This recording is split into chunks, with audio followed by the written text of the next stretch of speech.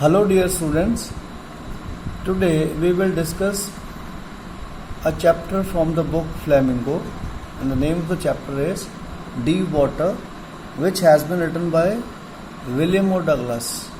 In this chapter we will discuss the appropriateness of the title as well as the theme and the message given by the author through this story, and in the summary of the story we will be discussing, and then certain questions and answers which you will have to do related to the chapter. So let's begin with the introduction to the author. William O. Douglas. He was born in October 16th, 1898 in Maine, Minnesota, America, and he had died on January 19, 1980 in Washington, D.C. William Douglas was appointed to the United States Supreme Court at the age of 40, and he had served for more than 36 years in the Supreme Court, and it was longer than any other justice. This career was longer than any other justice in the court's history.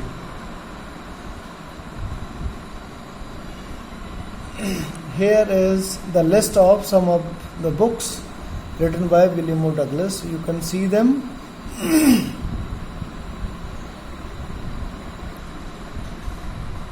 Now, before beginning with the story or the summary of the chapter, let's talk about phobia. You all know what is phobia. There are different kinds of phobias I would like to discuss with you. You can see in the picture certain phobias have been given here in this slide. For example, first is the pyrophobia, which is the fear of fire. Then the zoophobia, fear of animals. Then the nyctophobia. Nyctophobia is the fear of the night or darkness. Then phasmophobia, which is the fear of ghosts. Then metrophobia is the fear of poetry. Then acrophobia is the fear of heights. There is cacophobia, which is the fear of ugliness and the things that are ugly. Then demophobia, it's a fear of crowds. These are certain kinds of fears and the phobias. Now here in the picture you can see a child is complaining, he is crying and saying, I am afraid of swimming. Now can you name what kind of phobia it may be? Let's see. It may be called aquaphobia. Aquaphobia is a specific phobia. This is an irrational fear of something that does not cause much danger. You may have aquaphobia if you find that any source of water causes you an excessive amount of anxiety. This can include a swimming pool, a lake, an ocean, or even a bathtub. So, did you understand? Aquaphobia is a specific phobia, and it creates irrational fear of something that does not cause much danger. You may have aquaphobia if you find that any source of water causes you an excessive amount of anxiety. Aquaphobia is often mistaken for another phobia called hydrophobia. Even though they both involve water, aquaphobia and hydrophobia are not the same. Actually, hydrophobia is an aversion to water that develops in humans during the later stages of rabies. So here we are going to talk about aquaphobia of the author, and he is going to narrate us the story.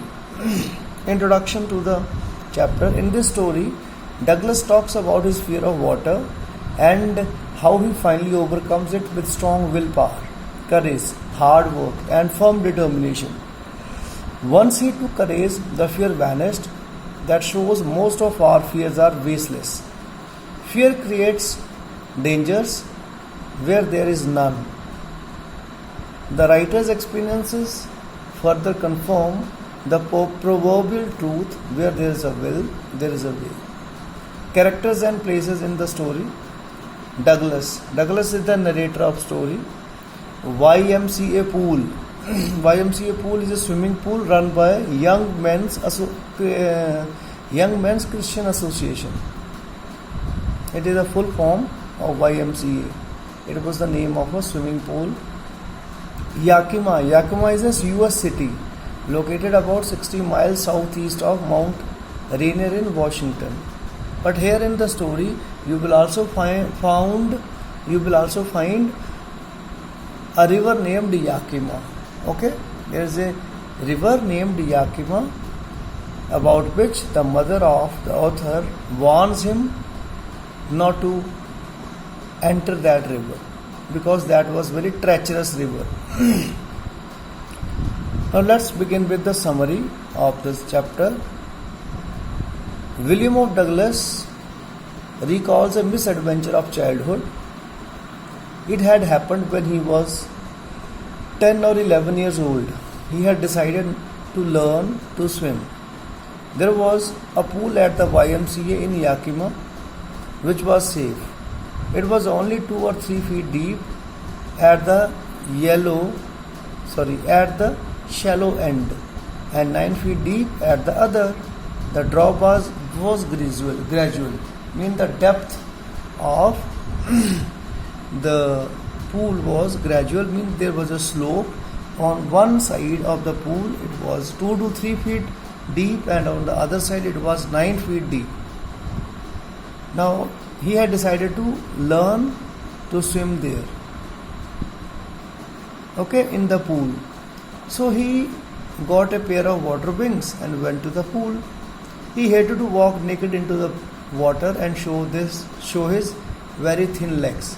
Actually, he did not like to go there in the pool all naked, because he was very lean and thin boy. His legs were very skinny, very thin. The author had developed an aversion to the water when he was 3 or 4 years old. Actually, another incident had happened earlier in his life when he was 3 or 4 years old. What had happened? His father had taken him to the beach in California. They had stood together on the surf, in the waves. They were enjoying by the side of the ocean on the beach, and the waves knocked him down and swept over him. Suddenly, waves came and he was knocked down and he was swept over by the waves. He was buried underwater. His breath was gone. He was frightened. His father laughed, but the overpowering force of the waves filled terror in the young author's heart. It was an incident that had caused an aversion, a disliking towards the water, of the author. The author had developed an aversion to the water at that time. And now, after 7 or 8 years, when he was 11 or 12 years, 10 or 11 years, he again wanted to learn it, and he had decided to learn it in the pool at YMCA. So he goes there with the pair of water wings. Now what happens? Unpleasant memories were revived when he went to YMCA pool for the first time. So those memories of that incident that had happened with him when he was 3 or 4 years, they were coming to his mind when he went to the pool for the first time. Childish fears were stirred, but soon he gathered confidence. All the fears of the childhood, they were coming back to him, but he still had the courage. He gathered his confidence. He watched other boys paddling on water with their water wings. He tried to learn by imitating them. Meanwhile, looking at other boys, he was trying to copy them. He was trying to imitate them, and in this way, he had also started paddling on the water with water wings. He did this 2 or 3 times on different days. He was just beginning to feel comfortable in the water when the misadventure happened. So in this way, he was going to the pool for 2 or 3 days, and he was getting the confidence. He was feeling very much comfortable in the water. But then suddenly another misadventure happened. What happened? When he went to the pool, there was no one else. So he sat on the side of the pool to wait for others. One day When he went to the pool, there was no one else there. He sat on the side of the pool to wait for others. Shortly afterwards, a big boy, actually a boxer, you will find a word bruiser, B-R-U-I-S-E-R in the text. A big boy, a bruiser, a boxer came. He was probably 18 years old and had beautiful muscles on his legs and arms. He called the author skinny and asked how he would like to be plunged into in water. So when he came, he called him skinny and he asked him how he would like to go inside the water, or how he would like to dive into the water. And then what did he do? The boxer boy picked Douglas and threw him into the deep end. He picked him up and threw him into the pool, and he threw him into the deep end of the pool, which was 9 feet deep. He struck water in a sitting position. He was thrown in the sitting position in the water. He swallowed water and at once went to the bottom. He was frightened but did not lose his wits, means he was still confident and he had not lost his consciousness. He was of course frightened, he was fearful. He made a plan while he was sinking into the water. He made a plan. He would make a big jump when his feet hit the bottom. It was his plan, when his feet will touch the bottom, he will take a big jump and he would come to the surface like a cock, lie flat on it and then paddle to the edge of the pool. So this was his plan. Dear students, you have to learn, you have to cram these lines. What was his planning when his feet will touch the bottom of the pool? It was, he would come to the surface like a cock when his feet will touch the bottom and he will lie flat on the water and then paddle to the edge of the pool. It was his plan. Now what happened? Those 9 feet appeared more than 90. Before he touched bottom, his lungs were ready to burst. Means he found that depth of 9 feet so much. It appeared as if it was depth of 90 feet. And before his feet touched the bottom, his lungs were ready to burst. When his feet hit the bottom, he made a great jump upwards. Okay, he made a jump, but he failed to reach the surface at once. He came up slowly. His eyes and nose came out of water, but not his mouth. So when he came out of the water after hitting the bottom of the pool, only his eyes and nose could come out of the water and not his mouth. He moved around his legs on the surface of water. He swallowed water and choked. He tried to bring his legs up, but they hung as dead weights. He was trying to make movements with his legs, but it seemed as if they had got paralyzed. They were hanging like dead weights. He again went down to the bottom of the pool. He was shaking, means he was shouting underwater because terror had seized him. Terror had caught him and he was paralyzed underwater. But his heart and the pounding in the head told him that he was still alive. It seemed as if he has died, but his heart was pounding, it was beating, and head was pounding, heart was beating. It indicated him that he was still alive. When he hit the bottom, he jumped with his full might, means it was being done for the second time. The jump made no difference. He jumped again for the second time, but there was no difference. The water was still around him. His arms and legs would not move. He trembled with fear. He tried to call for help, to call mother, but nothing happened. Then he rose up. His eyes and nose were almost out of water. He sucked for air and got water. He started going down a third time. Then all efforts ended and he relaxed. So in this way, he, according to his plan, he hit the bottom and he just wanted to come out of the water with a force, but that didn't happen. When he came towards the surface of the water again dragged him downwards, and in this way second time he tried, but he could not come out of the water. Second time and third time again he was dragged downwards by the water. He was putting all the possible efforts, but all the efforts then at last relaxed. Then what happened? A blackness swept over his brain and wiped out terror. Then suddenly his mind started getting unconscious. There was blackness all around him. Brain was being swept over by blackness, and he was, and all the terror was wiped out. There was no more panic. He felt drowsy. Now he started feeling drowsy as if he was sleeping, and he wanted to sleep. He gave up all attempts. Now he left all the efforts. He forgot everything. When he came to senses, then at last when he came to his consciousness, to his senses, he found himself lying on his stomach beside the pool, vomiting. So when he came to his senses, he was on by the side of the pool and he was vomiting. The boy who had thrown him in said, that boxer, that bruiser kind of boy who had thrown him inside the pool, he was saying, I was only fooling, means I was joking. Someone said that the kid had nearly died. It was your fun, and the kid had almost died.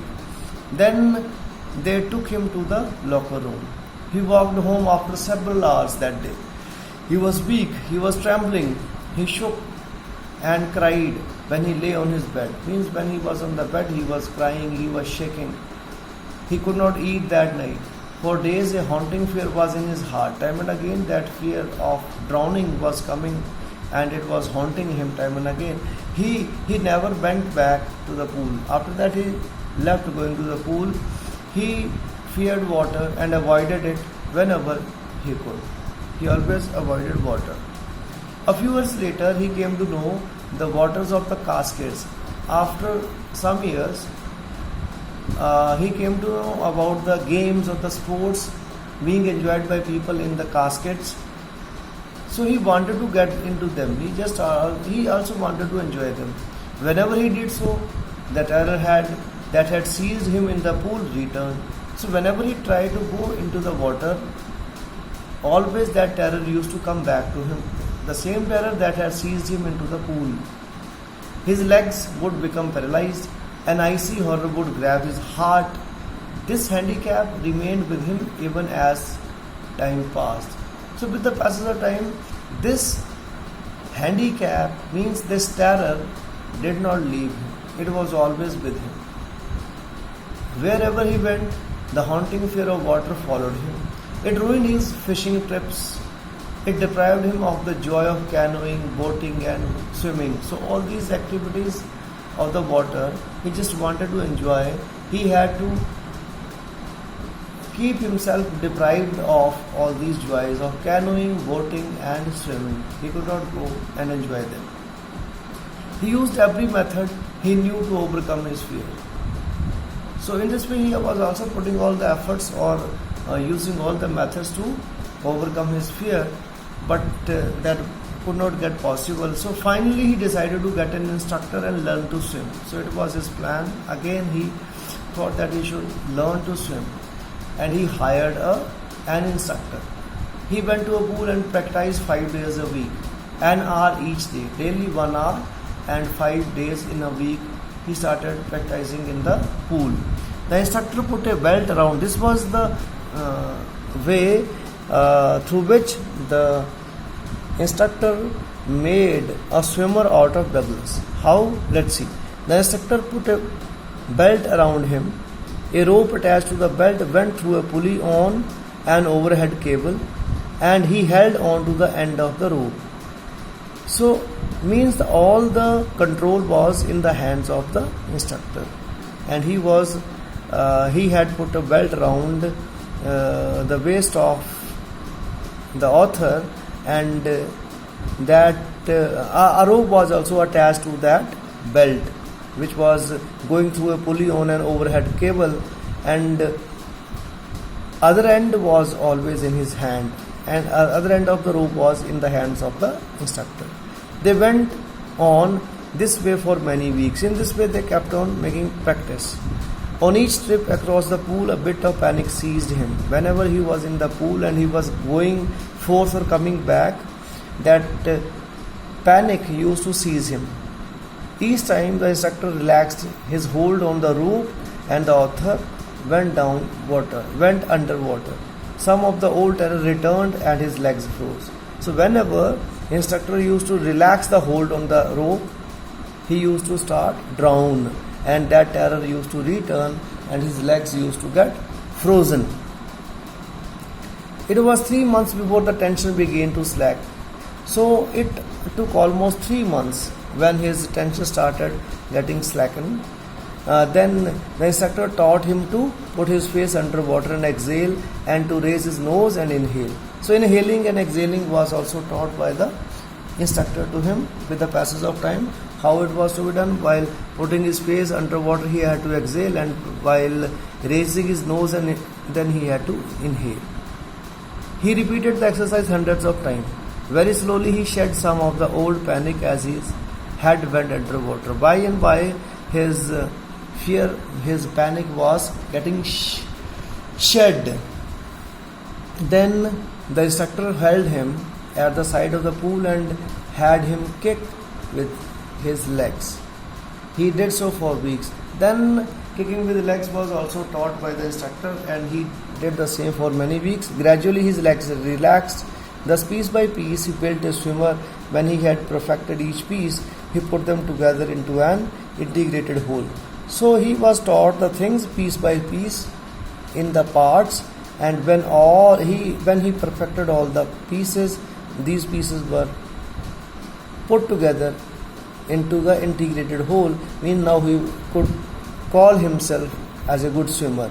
He had started practicing in October, and in April the trainer told him that he could swim. So from October to April he got a training, and in the month of April the trainer was given farewell. Okay.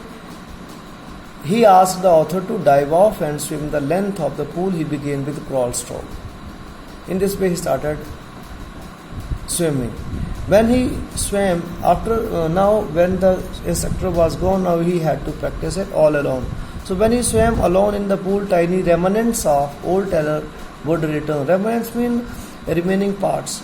Mean the remaining old terror used to come back whenever he was all alone in the pool. Tiny remnants.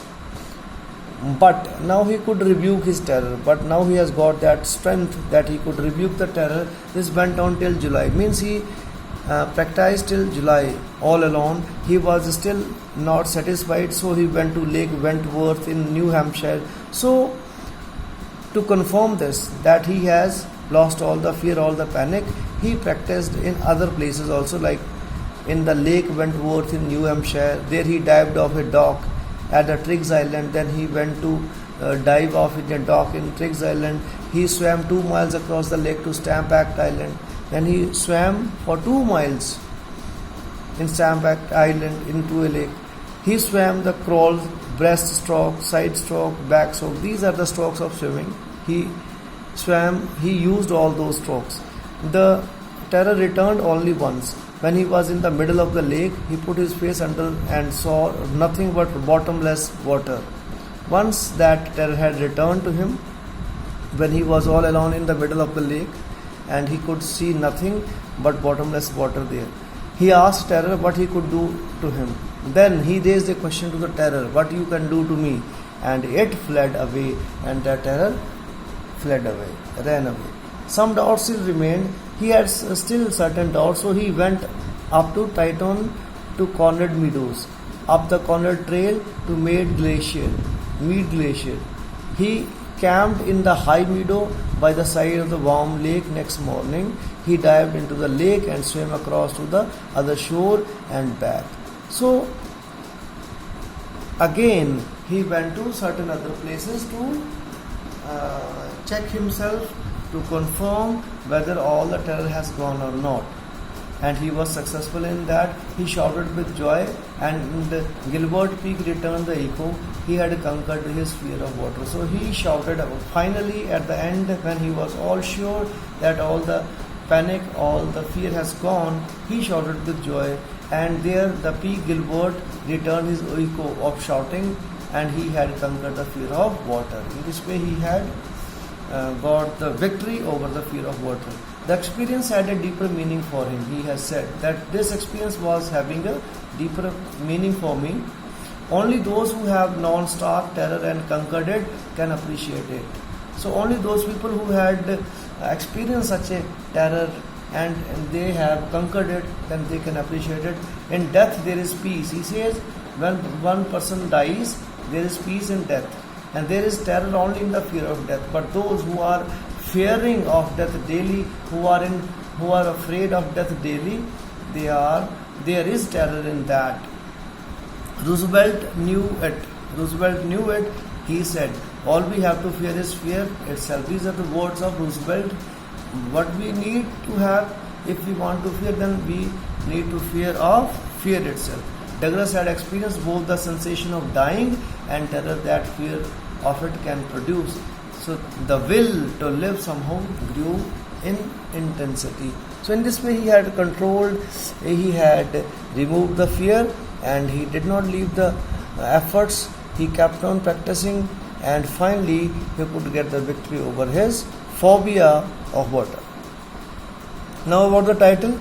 The title Deep Water is quite appropriate to the extract from Of Men and Mountains. This is actually an extract taken from this book Of Men and Mountains, and this is an appropriate title, that is Deep Water. And the title is highly suggestive and at once focuses our attention on the main theme, experiencing fear of death underwater and efforts of author to overcome it. This is the theme, and that is experiencing fear of death underwater and efforts to overcome it. All the details in the essay are based on his personal experience and analysis of fear. And the psychological analysis of fear is presented from a child's point of view and centers around deep water and drowning. Overpowering force of waves at the California beach stir aversion for water in Douglas. His mother warns him against swimming in deep waters of the treacherous Yakima River. The 9 feet deep water of the swimming pool appears more than 90 to Douglas. However, when he conquers fear, he can dive and swim in deep waters of Lake Wentworth and Warm Lake. Thus, the title is apt and suggestive. While pausing the screen in the video, you can read it and understand it again. Now about the themes. In this essay, William O. Douglas talks about his fear of water and how he finally overcomes it by his courage, determination, hard work. It's handwork written here, it's wrong, it's hard work, strong willpower, perseverance, and the desire to learn.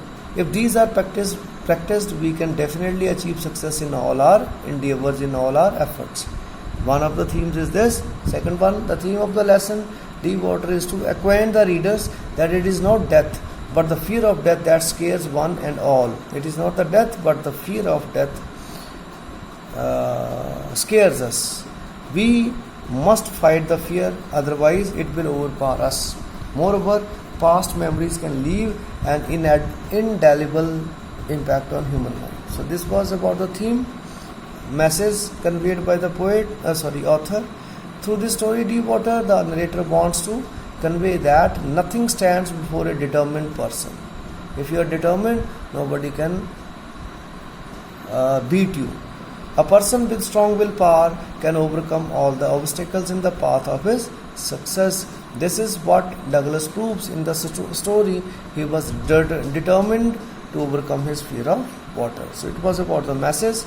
Important words: treacherous, subdued my pride, misadventure, aversion, bruiser, aping. Here are the meanings of these words.